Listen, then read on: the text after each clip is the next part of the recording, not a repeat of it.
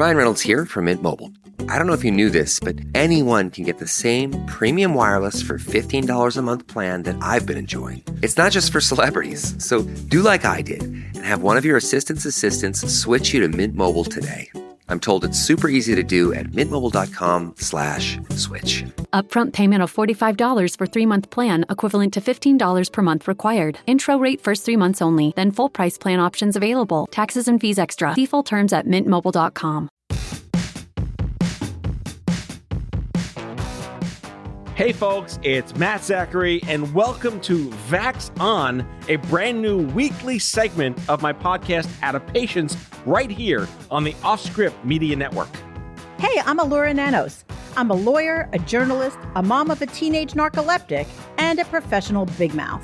Lou and I go back 30 years as best friends, and we're here to have fun and bring you a layperson's guide to what the hell just happened this week in healthcare as America gets its vax on and shows COVID the door. Matt gets me. He knows I'm tired, annoyed, and sometimes pushed to the brink by the intense chaos of our lives right now. We're here together to learn, complain, and include you in the conversation. So join us on Twitter at VaxOnPod and share your stories and grievances using the hashtag VaxOn. Conspiracy theorists and haters shall be neutralized on sight. All right, Matt, let's get at it. Howdy, friends. Welcome back to Vax On. Sitting in for Allura Nanos is my also other dear friend from high school, Karen Marinelli. Welcome to that chair. Hey, Matt. It's great to be here. I kind of feel important being in Allura's seat. Live and in person. Yeah. Vax buddies. Vax buddies. Pretty good stuff. It's good stuff. We cannot kill each other, at least by virus. That's true. That's true. After 30 years, yeah.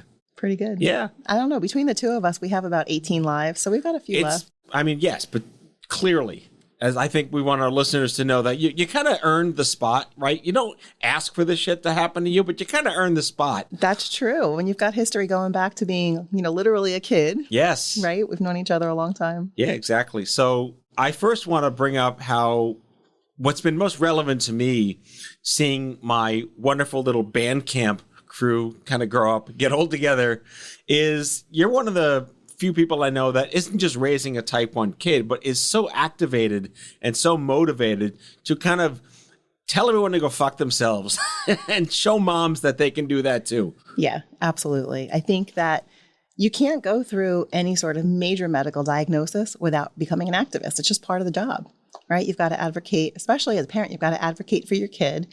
You've got to teach about the disease. You can't expect people to know every detail about every major disease, and you become a lifestyle advocate. Yeah, because there's no so your kid has type 1 book. No, absolutely not. Everyone says when you first get your kid diagnosed, welcome to the club no one ever wanted to be in. Right. We said that it's the common threads. But no one wants to be here. But hey, look, try to be family. Now that you're here, you're going to learn a lot. It's not all going to be bad. And you've got a whole new support network you didn't know before. Yeah, there's also, we had shirts at Stupid Cancer with how many body parts can you live without? Like ovaries for losers. And then what's a colon? Where's your colon at? Every once in a while I do an organ count and I'm like, well, how many do I have left? Right, exactly. You're still here. Still here. Yeah. Got the important ones. Totally. And it's just so exciting to have you here too, because we've been friends forever. And I just think it's so important to maintain some kind of level of friendship. It kind of anchors you when everything else happens. And I guess my last thought on that is that if you have a friend, listeners, that you don't talk to for 6 months, even 6 years, and then you get in touch and it's like you never missed a beat, that's real friendship. Friends are the family you choose. So what has been your vaccine narrative of fuckery this week, besides being fully vaccinated yourself? Well, it's been a very, very COVID day for me today, Matt. My little girl is 8 years old, had a stomach ache yesterday, and it's a pretty routine stomach ache, but it's caused lots of excitement because you add COVID to the equation, and now there's this whole situation about when can she safely go back to school.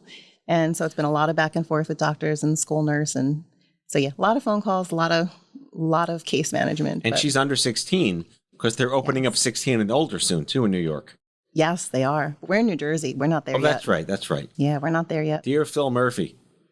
We do. Yeah, we're a little bit behind. So last week I told our listeners that I was going on vacation. We did go on vacation, all fully how was vaxxed. that? We went to Hershey Park. And again, I had predicted basically that they were kind of telling the truth on the Hershey Park website. Very limited amount of people there. You had to make reservations to do things. The museums, the water parks, they did a good job.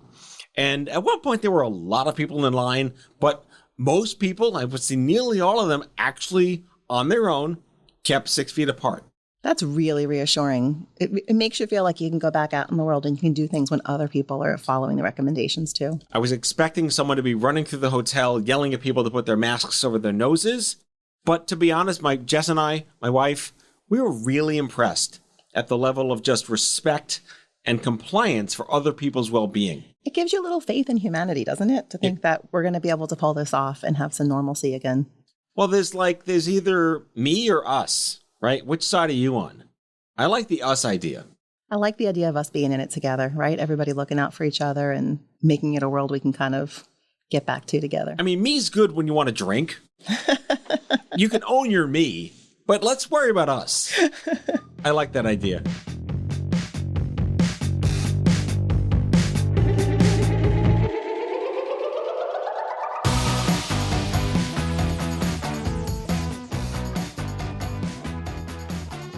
So the LA Times, we're talking about the second vaccine. The second shot. Yeah.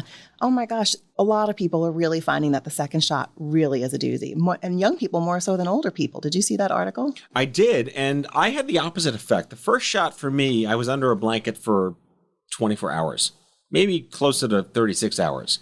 Second shot, 8 hours. Was fine. That's amazing. I'm hearing, even just from friends, I'm hearing that the second shot is really the one that knocks people out. It's almost like they go through similar symptoms to COVID, but in a really short amount of time, right? Alora said she had like 20 minutes of each symptom on the COVID checklist, and then she felt great. The interesting part of that, I guess, is that you get the first shot, it's not so bad, and then you hear the second shot's worse, but what do you do, not get it? Well, I mean, you're right? stuck. You're in. You've been entrapped. And it still is the path to getting back to normal. So, even if you're down for a day, it's worth it, right? I think that's the us, right? It's something you do to hopefully feel more confident in how you can get your life back together. But, I'm seeing so much more optimism, which kind of brings us to our second segment where the CDC's like, impending doom. Impending doom. That's a big statement. You saw the recording, right? It was terrifying. How emotional and deeply affected the director of the CDC is talking about a potential fourth wave. As much as I like fear-mongering as the next person, #not true, I don't know how necessary it is to keep reinforcing this horrible narrative. And I don't want to come across as anti this and anti that, but there's got to be a better balance from a public servant perspective to not scare the crap out of everyone every single day. And I'll wrap with that being, I get it. Science is there to be proven wrong. They're there to make the most risky projections possible and work backwards because you don't have the evidence to support anything else. How do you feel about that? I think you're right. I think that, in this particular situation, I hear the feedback I'm getting from friends and family is people feel frustrated. On one hand, they see the CDC releasing data saying you don't have to be 6 feet apart in schools anymore. If you're wearing a mask, 3 feet is enough. And then you've got this big emotional speech using words like impending doom. And they're like, well, which one is true? And I think it's confusing people. It's also interesting to talk about how this is not a one size fits all. This country is like 11 countries at the same time in every state. Yes. So in New York, I can only imagine that we're seeing potentially more compliance. There's a lot more people. There will be a lot less spread.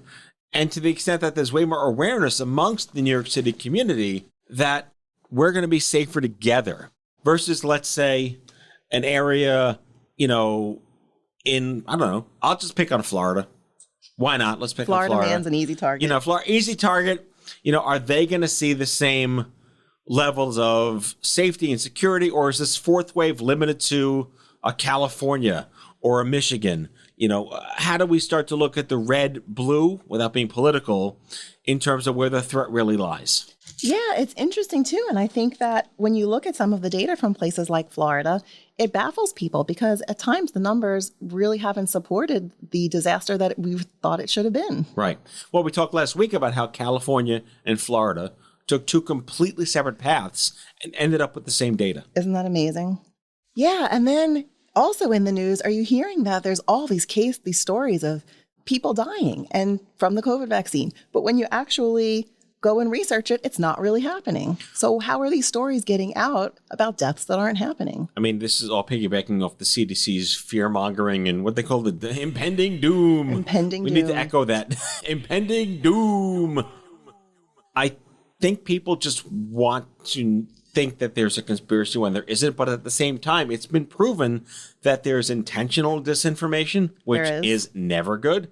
But there's also the average idiot that wants to go on Facebook and think that that's news. Very true. And there's also this human idea that we believe things first and then we look for evidence to support our personal beliefs. And I think that makes people susceptible.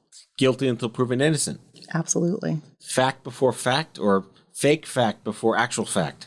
Yeah, we have a hunch and we look for evidence. Well, this goes back to, what do they call that? When it reinforces your own biases? That's exactly it. Mm-hmm. You just kind of want to think that this could possibly be true. And every time something appears that might prove you right, you get that, aha, I wasn't wrong. And it reinforces it. It does. I mean, I like to always say, if this were true or if this is true, then good, or then this is horrible. Absolutely. Did you hear that there was a report that 16 people in Utah died, and when it was investigated, there were 0 deaths? Maybe they died of alien abduction. They are kind of close to New Mexico. So,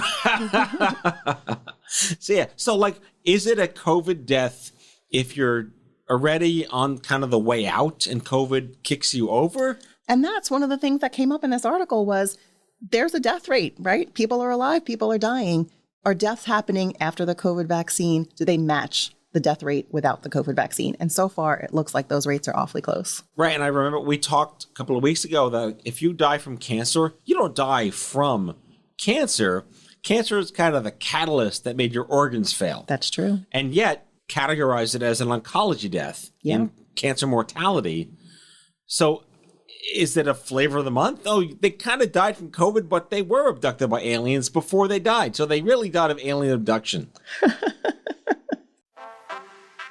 Culture evolves at the speed of light, just like your financial needs. When it comes to your money, Credit Karma keeps you in the know and ahead of the game. You can count on Credit Karma to keep up with your financial needs as they evolve. We'll help you monitor your progress and give personalized recommendations so you can make strides towards your goals and find your way to money. Make sure you're on the right track, no matter where you are on your financial journey. Intuit Credit Karma. Karma you can count on. This episode not sponsored by Area 51. I don't know. I think there might be some little green guys hiding behind your desk over there. I swear. The disinformation. Folks, listeners, please check your sources before you start writing stupid crap on Facebook. It does seem like people like word of mouth. They like Facebook. Yeah, they don't really like to go and fact check. Wait, fact what? Fact Faked check. facts. Yes.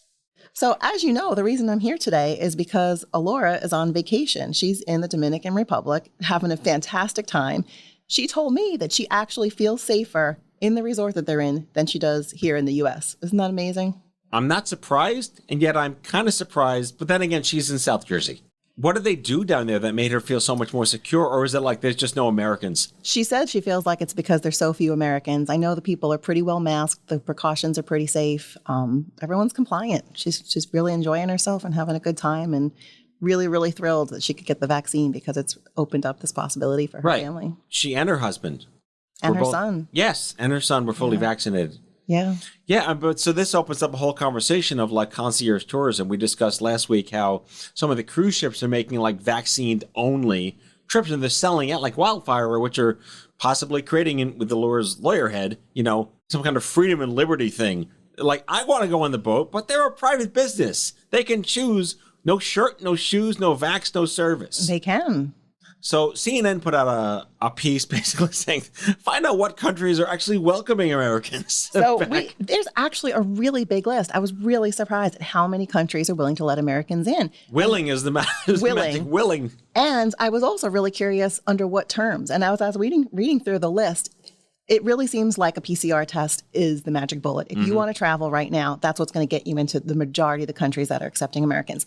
The catch is when you want to come back, you have to have a negative test within 72 hours, come back into the U.S. And that's the U.S.'s rule. That's not any place else.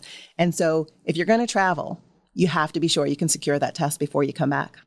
So what happens if you happen to randomly test positive on your way back? Are you stuck with the bill for 2 more nights at that resort? I've been reading in some places that depending on the country and depending on their particular rules, if you test positive after you arrive, they actually do pay, I think, for 1 hotel night. Mm-hmm.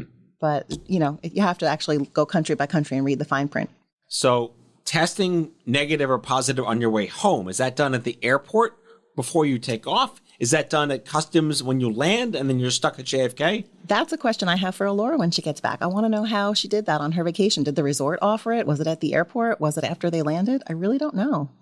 There's another sort of flip story to this conversation, which is that there are countries so desperate for tourism, they were incentivizing Americans to go. And some of them are really surprising. Did you see Sicily is on the list? Yep. With such a hard time that Italy has had this year, I was really, really surprised Sicily was on the list. But they are offering up to 50% off your airfare, or they're paying for 50% of your airfare and a free hotel night.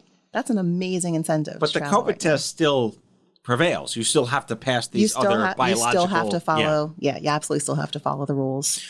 So Karen, what are these fabled 7 countries, actually, besides Italy and Sicily, that will pay you to go there once the pandemic is over? So we've got the UK on the list, always a great spot to visit. We've got Japan. Isn't the UK like the worst COVID country next to Brazil? They've had a really, really rough time of it. And I think that's really why they're looking to incentivize travel down the road, is because I think their reputation's pretty awful in international news right now. Right. And once things really are safe, they really do want to bring people back. Mm-hmm. Bulgaria? Bulgaria. Bulgaria. Have you ever been to Bulgaria? That's like Eastern Europe, right? It is. The pictures I saw were stunning. I know it's beautiful. I've been to, where have I been? I've been to Austria. I have Is it too. Austria-ish? Beautiful. I think it's in that corner with like Romania and, right? Yeah. Yeah. We just lost all of our Eastern European listeners. I know. I'm so sorry. I'm going to put that on my travel bucket list because it's such a beautiful part of the world. Let's see what else is on this list. Wait. Oh, Vegas. Vegas was on the list.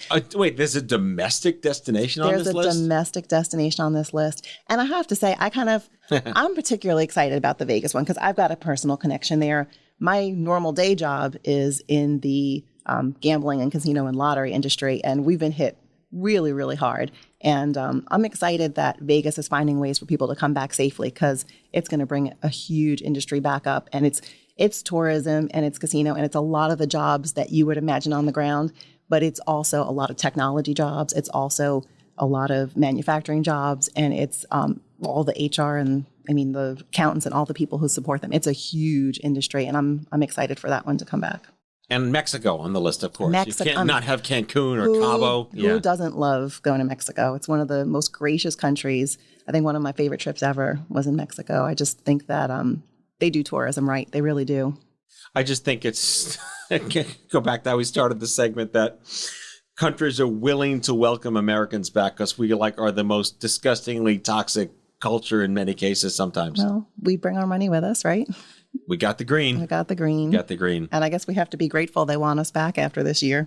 I mean, to an extent, yeah. I hope that people that are listening are able to, if you haven't already been fully vaccinated, are able to get eventually fully vaccinated and enjoy what we've been very privileged to have early on. Ilora especially, we were texting each other from Hershey and from the Dominican Republic about how lucky we are to have been vaccinated and to have our first real getaway with our kids and our family for the first time in a long time. It's a special thing. It really, really makes you value those opportunities, doesn't it? It's a big deal. Yeah. Really big deal. I heard something this week. Someone was suggesting that we open up the gates for the extroverts first. So this idea that the extroverts are so dying to get out of quarantine. Oh, you mean like we should release the hounds on people that want to be social outdoors. Absolutely. Release the extroverts a good week or two ahead of the general population. Release the extroverts. That's our hashtag. We're going to get it out of our system. We're going to take it out on each other. And then when it's died down a little bit and we're a little bit more sane, then we're going to let the rest of the world out. And then maybe not overwhelm the introverts of our wouldn't society. the agoraphobes just want to stay inside anyway? Probably. Am I being PC incorrect by saying agora? Is there a better word for agoraphobe? I think it's a valid word. Yeah? Yeah, I think it is. All right. We just lost the agoraphobes listening to the show. I just hope there aren't any Bulgarian agoraphobes because then we're really in trouble. We just hit we took every box hit there. Hit it all. Not making friends today. All right. Well, on this abbreviated version of VAX On, Karen will be back. In fact, we're hoping that Karen and Allura might be on their very own podcast one day. I think we have a lot to talk about. I just keep channeling your inner mom strength. First of all, we forgot to mention at the top of the show, you have 4 children. I do. One of them's an adult now, which is kind of crazy. Yes. So an adult, a type 1, and 2 girls. I do. Yeah. It's amazing. 8 and 19 years old. Big range. So I don't know how much props are possible from a dad perspective, but I view you and Allura as like just superhero moms that take no shit and are owning the space of helping educate other moms dealing with the same crap while being a fabulous Gen Xer. That's what we're here to do. All right, folks, we'll see you back here next week with Allura Nanos on VAX On. Take care. That's all for today, folks. If you like today's show, the conversation continues on Twitter at VaxOnPod. That's VAXON Pod. Be sure to subscribe, leave a review, and tell all your friends to listen. VaxOn is a product of Offscript Media. Our executive producers are Matthew Zachary and Allura Nanos. Our senior producers are Brianna Seeley and Andrew McDowell. It is mixed and edited by Brianna Seeley. Our theme music is by Chair Model.